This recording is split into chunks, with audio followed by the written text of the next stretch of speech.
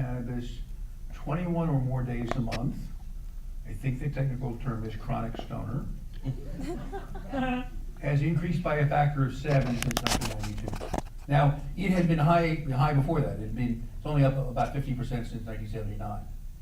But that's a whole bunch of people who are stoned all the time. And that's not good. I mean, I think we all agree that's not good. And the number of people doing that has gone up enormously. And I don't see anything about making the drug legal that's going to reduce that increase. In fact, I would think that making it cheaper, which is the natural consequence of making it legal, is going to increase that number. And on the other hand, the drug warriors are simply in denial about the fact that cannabis prohibition's over. The dollar volume of the cannabis business has grown from $10 billion a year in the mid-90s to $40 billion a year today. It's gone from being a third the size of the cocaine market to being twice the size of the cocaine market. And I haven't heard anybody who's arguing against legalization who has anything plausible to say about how we're going to put that $40 billion illicit genie back in the bottle. So I think we're going to legalize. Actually, I didn't know if this is independently derived results, but I've been predicting national legalization in Hillary's second term for several years. And I think that's what's going to happen. But the way it's going to happen is you're going to keep legalizing state by state, either full commercial or under the medical guise. Medical marijuana east of the Mississippi is pretty medical. Medical marijuana west of the Mississippi is an open joke. Colorado, Washington, California all have virtually legal cannabis, which is the reason I can't take it all seriously, the notion somebody in Colorado is suddenly shocked about legal cannabis. They've had legal cannabis for 5 years now. And the commercialization is not going to matter very much. Right now, Colorado, Washington, the commercial prices are more than twice the medical prices. We haven't even started to see what legalization looks like in those states. But what we're going to get is a series of either medical rackets like California has, $1 billion business, or full commercial like Colorado and Washington have, like Oregon's likely to have this year. And by the time Congress gets around to acting, those commercial interests are going to be in place, and our chances of getting a sensible national regulation are going to go to zero. Everybody says, look, we should treat cannabis like alcohol. Did anybody think that we regulated alcohol correctly?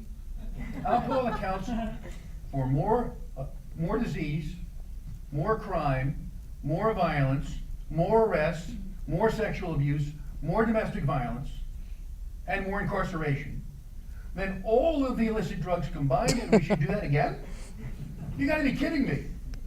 We ought to be arguing now, not about whether to legalize because we're gonna, but how to legalize. And at the moment, because the drug warriors are insisting, no, absolutely not, and the legalizers are saying, oh, this stuff is great, everybody should smoke it, we're getting a set of legalizations on the worst possible model. I've been trying to put together some kind of political coalition for a temperate cannabis policy for a couple of years now, and I am merely illustrating the wisdom of the great Jim Hightower, who before Wendy Davis came along was the last standing liberal in Texas politics. And Hightower once said, "They ain't nothing in the middle of the road but yellow lines and dead armadillos." And I have to say, I'm finding my life as political roadkill not completely uncomfortable. But the probability of putting together any group with any clout to support a temperate cannabis policy, I think approaches zero. And I met this winter in Washington, I met the guy that had just been hired by the National Cannabis Industries Association, which is some of the medical operators and some of the commercial operators and the service providers to that industry. They had just hired their first full-time Washington lobbyist, who had been a staffer for the Republican side of the House Commerce Committee after his stint as National Legislative Director for the American Legislative Exchange Council, which is the Koch-funded thing that brings right-wing legislation to your state capital. He was literally wearing a camel's hair coat. I mean, they called Central Casting and said, "Could we have a sleazy lobbyist, please?"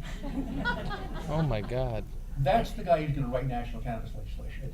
Can I just quickly let Steve, given that Yeah, Steve is a West you know, Coast I medical really, marijuana entrepreneur, I feel like. Well, we should I'd give it like to up. rewind just a little bit here and go back to some of the assertions that my learned colleagues made about cannabis, about addiction. And I have to say that I would challenge just about every one of those assertions.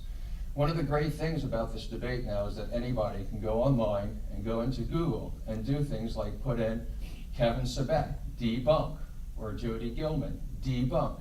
And if you do that, you will see a series of articles by seemingly credible scientists questioning both the methodology and the conclusions that they're advancing here today. The fact of the matter is that I the would quote stress the unquote seemingly. science of cannabis Stress the has been seemingly. highly politicized. We've had an unholy alliance of researchers who need to show results and get financing. We've had newspaper reporters who need sensationalistic headlines, and we have anti-cannabis advocacy groups who like to use those headlines to generate their agenda and donations. That's what's really going on. What agenda? The agenda of keeping cannabis illegal. I'm talking about the advocacy The group. scientists generally don't have an agenda. We, Well, hold on, I wanna do good hold on, science hold to on, get hold on. comfortable. Let me say something about this. You know, I don't know if scientists in general have an agenda, like Jody is saying. The thing that's important here for us to understand the context in which science operates, funding operates. 90% of the world's research, like you were saying that most of the research is not done in the United States, 90% of the world's research on these drugs, marijuana, methamphetamine, all of these drugs, are funded by the National Institute of Drug Abuse. The National Institute of Drug Abuse's mission is to focus on the bad things that happens related to drugs. Most of the people who use drugs don't experience those bad things. So we have a disproportionate focus by the researchers on pathology, bad things. And so if that's what you mean by agenda, you're absolutely right. That's exactly what I mean. But scientists don't actively engage and say, hey, we're on this sort of conspiracy sort of thing. It's just that their mission kind of forces them to look at these negative effects. But when we look at every single major medical association, and maybe Steve, we're all part of this big conspiracy. When you look at the American Medical Association, the American Academy of Pediatrics, the American Psychiatric Association, the National Alliance of Mental Illness, each and every one of them calls, you know, this issue that Mark brought up in terms of the growing number of users who are using cannabis, especially chronically and daily, a public health problem, and that's why all of those groups are against legalization. And the issue that I have with Mark, what Mark was saying about let's come up with a better form of legalization, well, I think you hit the nail on the head in essentially saying that what you and a handful of other really smart academics are coming up with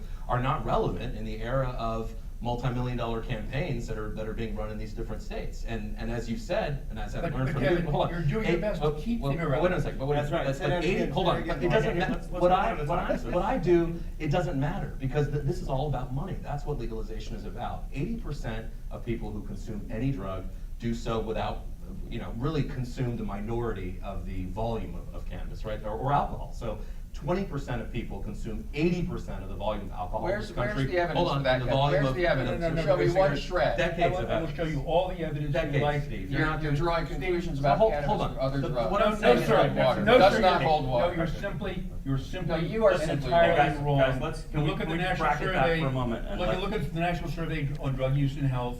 You get people self-reporting their use. The heavy users are likely to relatively underreport compared to the light users.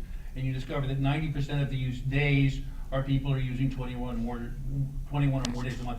Cannabis use is more heavily concentrated among heavy users than alcohol use. Let me ask you, if somebody called you up on the phone that you didn't know and asked you whether you use cannabis, would you answer honestly?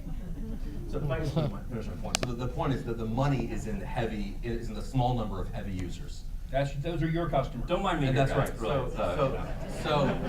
No, that's, and my customers are people with careers All right. who are accomplished, who Okay, don't want okay. to lose those So careers. what? So the point is, the vast majority of the volume is a small number of people, and that is what this industry is focusing on. So we just spent 100 years being duped by big tobacco, who by the way said it was, you know, asthma cigarettes were medicine, who by the way said that funded their own science and had their own advertising campaigns targeting youth, even at the time where they said, no, we just want responsible users of this. We're spending a hard enough time dealing with the liquor lobby, and I've worked in 3 administrations, and you know, it doesn't matter what administration you're talking about, the revolving door of the liquor lobby is pretty strong, pretty light.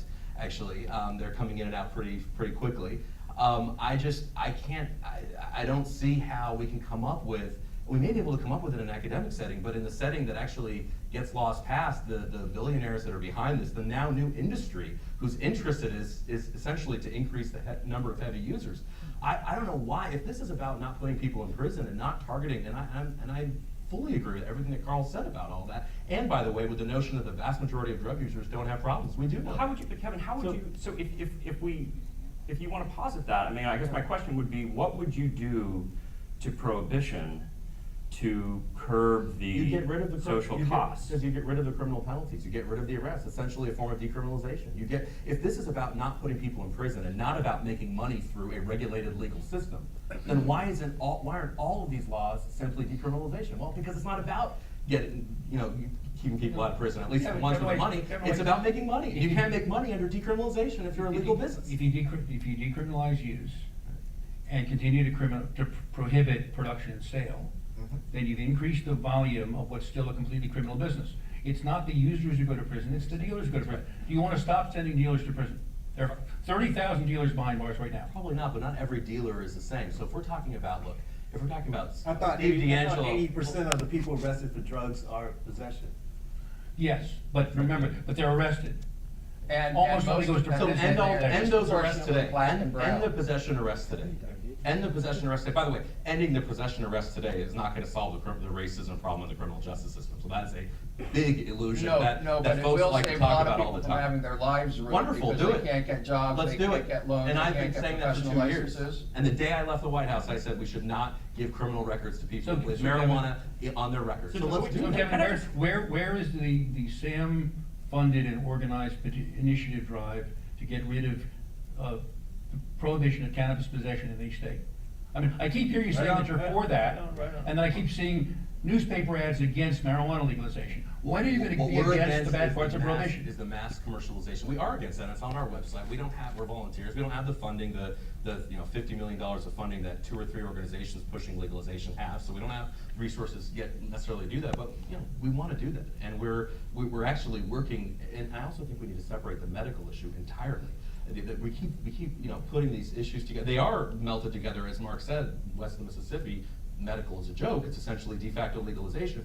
I want to separate that so that we're able to actually, and I know this sounds radical, have medicines that people get from pharmacies, not from, the guy named Joe, stoner 23-year-old guy without medical experience, giving somebody marijuana in a dispensary. Let's have this at pharmacies where you can get it from your doctor for specific illnesses, and legitimize that. And in order to do that, we have to break the University of Mississippi monopoly on research cannabis. Again, I'd like to Let's see. do it. Explain But for why, people who may wait, not why be should this familiar. be pharmaceutical? This is a herbal plant that's been used by human beings for thousands and thousands of years. In Harborside, we sell tinctures that are manufactured according to best manufacturing protocols for herbal tinctures that are perfectly effective, that are essentially the same good which is sold by a British pharmaceutical company.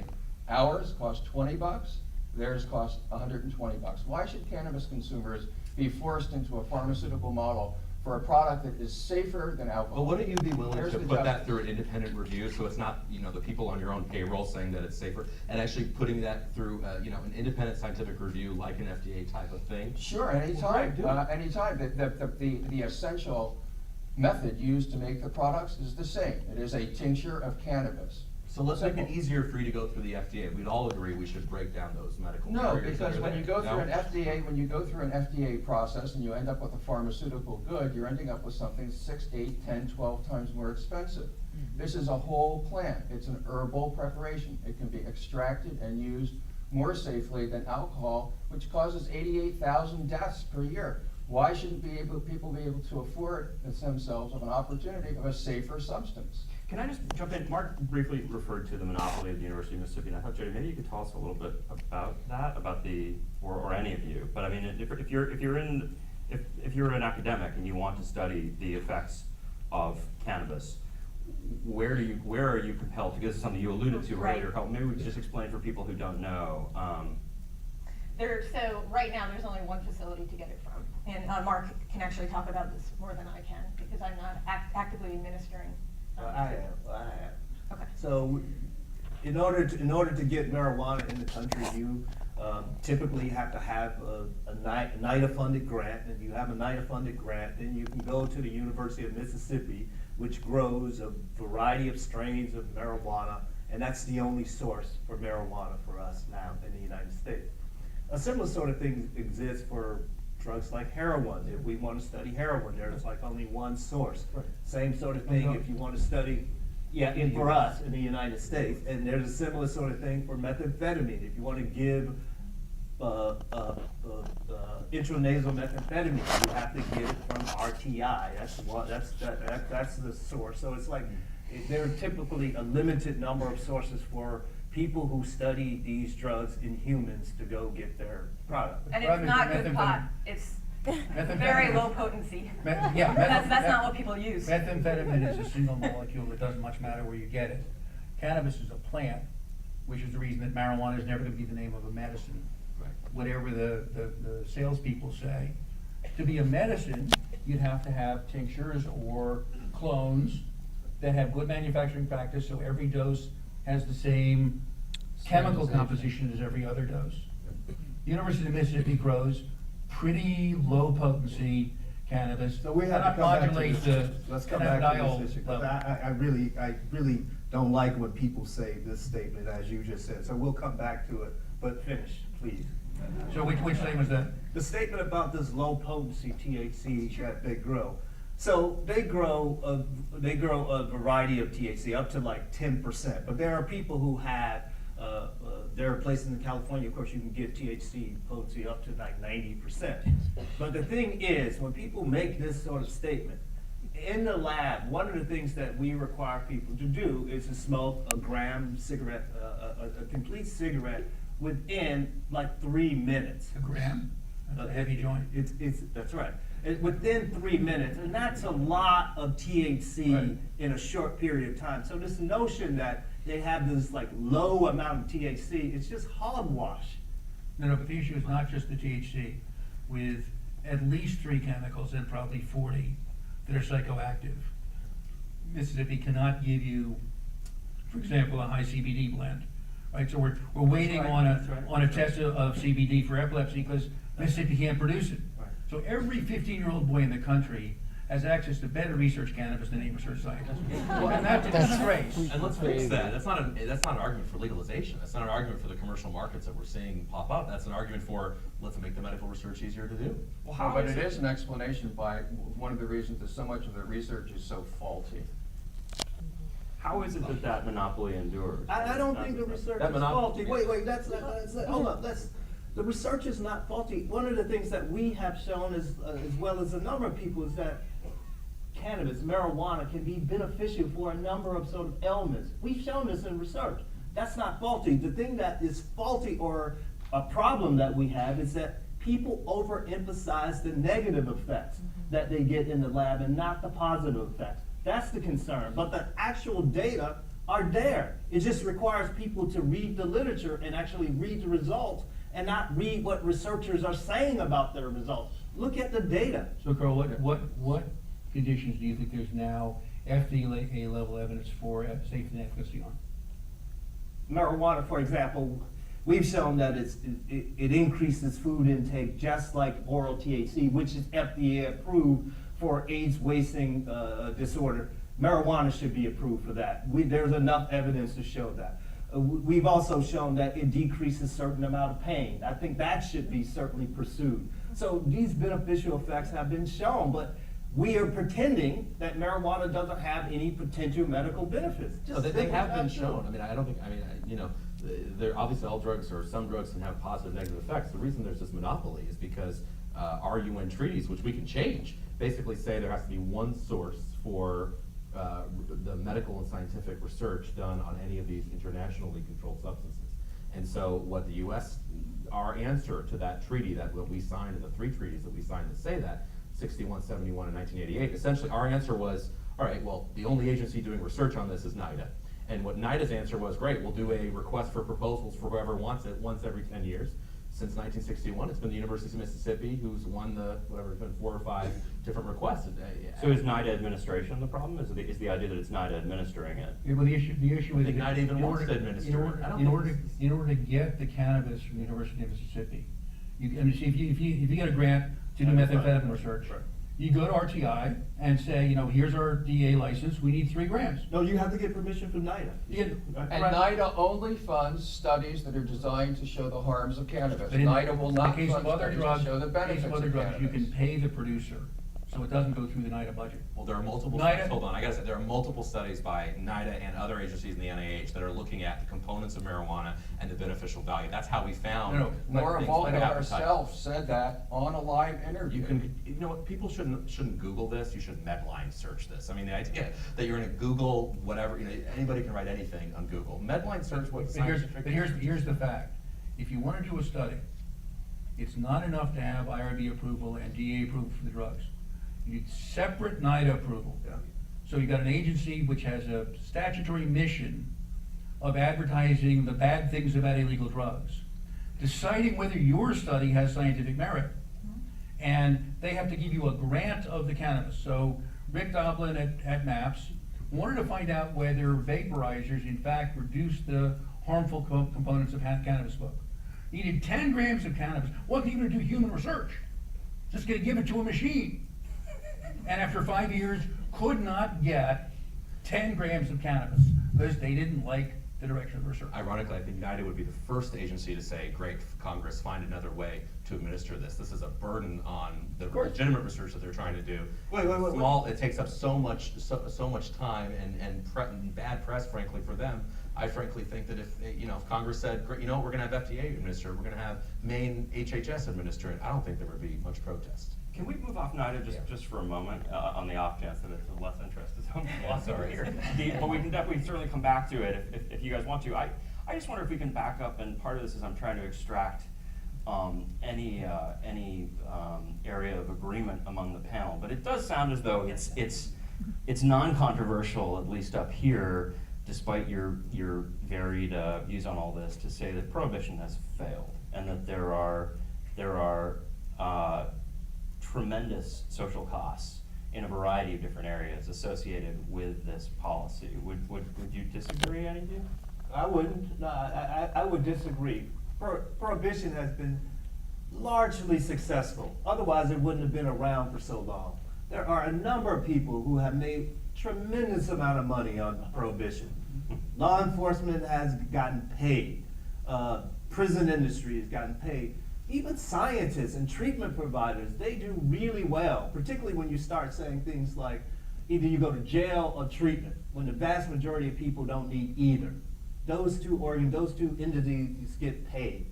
And so scientists, also this sort of limited focus on the pathological effects of drugs, can go in front of Congress and say, we're gonna solve this drug problem, increase our budgets. We've benefited. I mean, if we're honest about this, and of course, oftentimes they are not honest about this. So a tremendous amount of people have benefited from the war on But drugs. Carl, it cuts both ways. The profits of for-profit treatment facilities in Colorado since 2009 commercialization, and especially since legalization, have gone through the roof. The need for prevention as a way to balance in the eyes of politicians what they're doing on legalization, there've actually been more grants given to prevention. The mayor of Denver and the governor of Colorado are saying, we don't want to let up on the enforcement of the rules around legalization to law enforcement. I'm not saying that those groups don't, of course, benefit from prohibition, but there are those groups on the flip side, in many ways, benefit. I mean, alcohol is the #1 reason. Nonviolent alcohol offenses are the top reason for a drug-related arrest in this country. And when you have more people doing it, you have more chances for the rules to be broken, and frankly, more police time on it. So Do you Kevin, disagree? You say you're let's- opposed to prohibition. You've been campaigning against the Oregon legalization initiative. Is your issue with the content of that, not the principle? My issue is I can be opposed to prohibition without being in favor of the versions of legalization that I've seen have any realistic chance of passing. Have you considered so- maybe introducing model legislation? Yes, we have, and actually that's gonna happen. I want to let Jody jump in here. I just wanted to ask if you believe that nobody has problems with drug addiction. Do you think some people become addicted to drugs and need treatment? Now, I think I just said the vast majority of people who Sure. use drugs Sure. don't have a problem. Sure, but some Wait, do. wait, hold up, let me answer. The vast majority doesn't mean that no one has a problem. Of course people have problem with drug addiction. A small percentage of people, 10 to 20% of the people do. However, most of our efforts have been focused on that small Sure. percentage and not the larger percentage. That's my major concern. Right, but I think that makes perfect sense. When you're studying a disorder, you focus on the people who have the disorder. You No. don't focus on the healthy people who are doing fine. No. When you study a disorder, like me, I've been studying drugs for 25 years.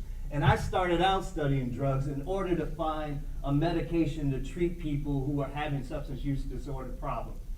When you find out that you are telling the public that the majority of the people have a problem, or the public. saying that, though. Can I finish? When the majority of the public thinks that the majority of the people who use drugs have a problem based on what I was doing, that's problematic for me. Because every time we see scientists in front of the public, in front of Congress, we act as if our sort of issue that we're studying is a major problem. Most of the people who use marijuana don't have a problem. How many scientists will say that? Well, wait, most people who smoke don't get. So about 9% of people who use cannabis regularly will develop problems with That's right. addiction. 91% of people will be perfectly fine. I'll say that to anybody.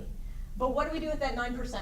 And what is 9% of 13.5 million users? That's a lot of people out there. And what's the percentage of people who use alcohol who are misusing it? More. Considerably higher. More. How many thousands And of that's people why use I study alcohol? Nobody's alcoholism ever as died well. from cannabis. Right, but your point is well taken. What do we do with the 9% who have a problem?